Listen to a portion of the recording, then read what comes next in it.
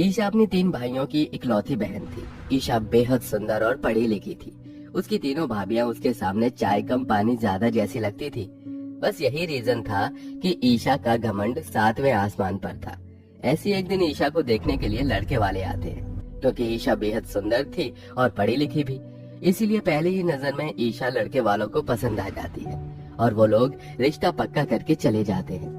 लड़के वालों के जाने के बाद ईशा अपनी तीनों भाभियों पर गुस्सा होने लगती है और उनसे कहती है, आप तीनों से मैंने कितनी बार कहा है कि अपनी मनमर्जी मत चलाया करो। फिर ऐसी कौन सी मुसीबत आप तीनों के ऊपर आ पड़ी थी कि मेरे कहने के बाद भी नाश्ते में चाय समोसे के बदले आपने गरीबों वाला नाश्ता रखा।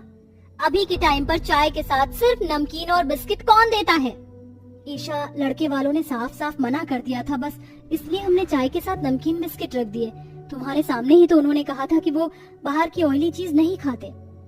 बड़ी भाभी, वो बाहर की ऑयली चीज नहीं खाते, लेकिन वो घर की नहीं खाते। उन्होंने ये कब कहा? आप तीनों के हाथ में क्या मेहंदी लगी हुई थी? आप तीनों बना नहीं सकती थी? अरे ईशा बेटा, और कितना सुनाएगी इन बेचारियों को। इन तीनों की तो आदत ही है गलती करने की। उनकी गलतियों को भूल जाओ और बता तेरी शादी की डेट कब रखें। लड़के वालों का 2 बार फोन आ चुका है। वो लोग चाहते हैं कि जल्द से जल्द तुझे अपने घर की बहू बना ले। ओ माँ, मेरे तो दिमाग से ही निकल गया। माँ, मैं सोच रही हूँ कि क्यों ना सावन में मैं अपनी शादी रखूं। वो मौसम बहुत पसंद है मुझे, और वैसे भी लड़के वाले भी तो चाहते हैं ना कि मैं जल्द से जल्द उनके घर की बहू बनूं। तो टाइम को ज्यादा लंबा क्यों खींचना? ईशा, तुम बुरा ना मानो तो मैं क्या तुम्हें एक सलाह दूं? मेरे हिसाब से सावन का मौसम शादी के लिए बिल्कुल सही नहीं रहेगा। जानती हो ना सावन में कितनी ज्यादा बारिश होती है। बहुत जगह पर तो बाढ़ भी आ जाती है, और उस टाइम पर इतनी खास शादियाँ होती भी नहीं है। भाभी, ये मेरी शादी है, आपको राय देने की जरूरत नहीं है। मुझे जब अच्छा लगेगा मैं तब शादी करूंगी। माँ, मेरी बात गांठ बांध लो, मेरी शादी सावन में ही होगी। ईशा अपनी भाभियों की एक नहीं सुनती और अपनी तीनों भाभियों को सुनाकर अपना फैसला पूरे घर वालों को बता देती है और वहाँ से चली जाती है। ईशा के कहने पर शादी की डेट सावन में पड़ जाती है। देखते ही देखते समय गुजरता है और शादी का दिन नजदीक आ जाता है।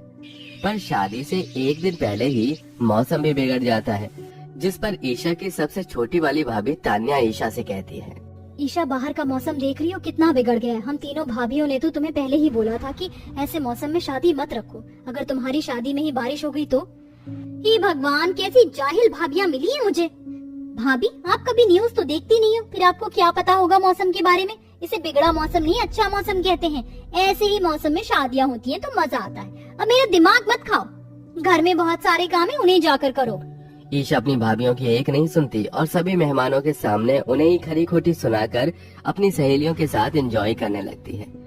ईशा का ऐसा बर्ताव तान्या को बिल्कुल अच्छा नहीं लगता और उसकी आंखें नम हो जाती हैं। आंखों में आंसू लेकर तान्या अपनी जेठानियों के पास जाती है। उसकी आंखों में आंसू देख सपना उससे कहती है, अरे तान्या, तुम उसकी बातों को दिल से क्यों लगा रही हो? तुम तो जानती हो ना कि वो कितनी घमंडी है। वो हमसे काफी ज्यादा सुंदर, गोरी और पढ़ी लिखी है, इसी का गुरूर है उसे। पर कहते हैं ना, सबका गुरूर टूटता है, इसलिए तुम दुखी मत हो, भगवान सब देख रहा है। जेठानी जी, आप सही कह रही हो, पर इतना गुरूर रखना अच्छी बात नहीं है। आखिर हम उसकी भाभी हैं, हम उसका ही भला चाहते हैं, पर वो हमारी जरा भी इज्जत नहीं करती। मेहमानों से घर भरा हुआ और उसने सभी के सामने मुझे नीचा दिखा दिया। अब आप ही बताओ, ऐसे में उसकी इज्जत घटी या मेरी? अब क्या कर सकते हैं तान्या, जिन्हें ज्यादा घमंड होता है अपने रंग रूप का ना, उनको फर्क नहीं पड़ता है कि वो क्या कर रही है।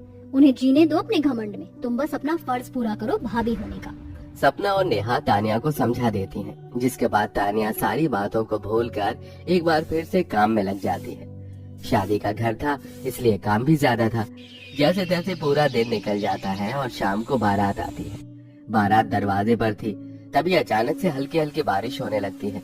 हल्की बारिश को देखकर सपना एक बार फिर ईशा से कहती है, ईशा, अभी हल्की बारिश हो रही है, अपने भैया और बाकी लोगों को फोन कर दो ताकि वो कोई इंतजाम कर ले। वाटिका में शादी हो रही है, सब कुछ खुले में है। अगर ऐसी बारिश होती रही तो बाराती खाना भी नहीं खा पाएंगे। शादी तो चलो फिर भी हो जाएगी, पर बाकी चीज हैंडल करना मुश्किल हो जाएगा। भाभी, आप तीनों को बारिश से इतना ज्यादा डर लगता है क्या, जो हर समय आ जाती हूँ मुंह उठाकर मुझे ज्ञान देने के लिए? अब जाओ यहाँ से, मुझे आप तीनों की शक्ल अपनी पूरी शादी में नहीं देखनी। मनहूसियत फैला दी आप तीनों ने। ईशा की ये बात उसकी तीनों भाभी को बहुत बुरी लगती है और वो तीनों बिना कुछ कहे वहाँ से चली जाती हैं। जैसे तैसे शादी हो जाती है और शादी संपन्न होते ही तेज बारिश होने लगती है। बारिश इतनी ज्यादा तेज होती है कि आसपास की जगह में पानी भर जाता है। यहाँ तक कि भारी वर्षा होने की वजह से घर आए बाराती और मेहमानों को भी सिर छुपाने के लिए जगह नहीं मिलती और वो लोग किसी और के घर के बाहर खड़े होकर बारिश से खुद को बचाते हैं। तेज बारिश होने की वजह से सारा खाना भी बर्बाद हो जाता है और विदाई भी नहीं हो पाती, जिस वजह से ईशा की सास और बाकी मेहमान ईशा के सामने ही उसके घर वाले को खरी खोटी सुनाने लगते हैं। मैंने तो कहा था समधन से इस मौसम में शादी ना करें, हो गया ना पूरा कीचड़ कीचड़। चलो शादी कर भी दी इस गंदे मौसम में तो कम से कम मेहमानों के रुकने की व्यवस्था तो कर लेते, खाने की व्यवस्था तो कर लेते, सब कुछ खुले में कर रखा है। मेरे सारे मेहमान ऐसे ही भूखे हैं बेचारे, बाहर कैसे अपना सर दूसरों के घर के बाहर खड़े होकर छुपा रहे हैं। यहाँ तक कि मेरा खुद का बेटा अगर वो दूल्हा नहीं होता तो शायद वो भी गाड़ी में बैठकर बारिश से बच रहा होता, पर आजकल की लड़की वाले सुनते कहाँ हैं। आंटी जी आप नाराज मत होइए, माँ जी और ईशा ने बात कर ली थी पंडित जी से, पर उन्होंने कहा कि आने वाले 6 महीने तक कोई शुभ मुहूर्त नहीं है और आप ही को जल्दी थी, इसलिए ना चाहते हुए भी हमें ऐसे मौसम में शादी का दिन रखना पड़ा। हाँ आंटी, जेठानी जी बिल्कुल सही कह रही हैं और हमने सब चीज का इंतजाम भी किया था, पर हमने ये जिम्मेदारी जिसको दी थी उनके घर में कुछ प्रॉब्लम हो गई और वह अचानक से चले गए, जिस वजह से सब गड़बड़ हो गई। पर आप फिक्र मत कीजिए, मैंने ईशा के भैया जी को फोन कर दिया है, उन्होंने एक धर्मशाला देखा है, हम आप सभी मेहमानों को उस धर्मशाला में लेकर चलेंगे। जब तक बारिश रुक नहीं जाती, पानी कम नहीं हो जाता, विदाई भी नहीं होगी, हम आपके सामने हाथ जोड़कर अपनी गलती के लिए माफी मांगते हैं। हाँ आंटी जी, इसमें हमारी कोई गलती नहीं, बस कुछ परिस्थितियाँ ऐसी हो गई कि कुछ गलतियों की वजह से इतनी दिक्कतों का सामना करना पड़ रहा है। इस तरह से ईशा की तीनों भाभी बात को संभाल लेती हैं। ईशा की सास का गुस्सा तो शांत हो जाता है, पर बारिश का तूफान इतना तेज था कि वो थमने का नाम नहीं ले रहा था। और तो और उन्होंने जो धर्मशाला मेहमानों को रोकने के लिए की थी, अब उस धर्मशाला में भी पानी टपकने लगता है, जिस पर एक बार फिर मेहमान नाराज हो जाते हैं। अरे भाई कितने कंजूस लोग हैं, इतना सस्ता धर्मशाला किया है, अरे इससे तो अच्छे हम बाहर बारिश में भीग रहे थे चिंदी चोट सब। मेहमानों की ऐसी बातें सुनकर ईशा का मुंह उदास हो जाता है, पर एक बार फिर ईशा की तीनों भाभी बात संभाल लेती हैं।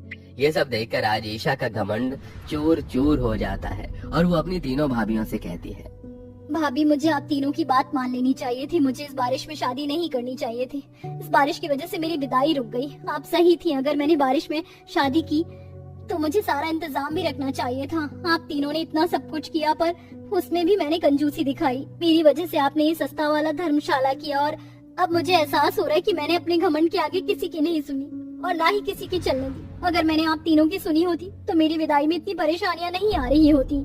आज पहली बार तुमने इतने प्यार से हमसे बात किया, हमें खुशी है। और एक बात और, हम तुम्हारी भाभी हैं, हम अपनी नंद की शादी में कोई अड़चन नहीं आने देंगे। तुम्हारी विदाई होगी और बहुत अच्छे से होगी। यहाँ से जाने वाले हर मेहमान के चेहरे पर मुस्कान होगी, देखना तुम। बस हम पर अब सारी जिम्मेदारी छोड़ दो। इस तरह ईशा की तीनों भाभियों अपनी नंद की विदाई का सारा जिम्मा अपने ऊपर ले लेती हैं और एक बड़ा सा धर्मशाला करके सभी मेहमानों को उसमें रुकवाती हैं, जहां खाने की व्यवस्था थी।